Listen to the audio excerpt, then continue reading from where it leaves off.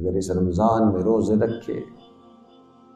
تقوی حاصل کر لیا، گناہ سے بچ گئے، تو 5 قرآنی وعدے۔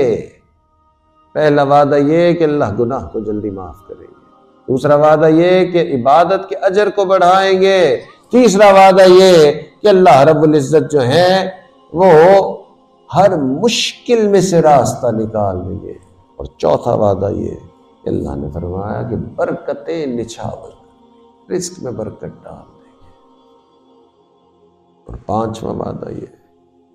کہ جو شخص متقی بنتا ہے اللہ رب العزت اسے گہری نظر عطا فرماتے ہیں، فرقان عطا فرماتے ہیں۔ قرآن پاک میں اللہ تعالیٰ نے فرمایا ان تتقوا اللہ یجعل لکم فرقانا، کہ اگر تم تقوی اختیار کرو گے تو اللہ تمہیں فراست دیں گے۔ فراست کہتے ہیں کہ صحیح اور غلط کی بہت سمجھ بوجھ ہونا۔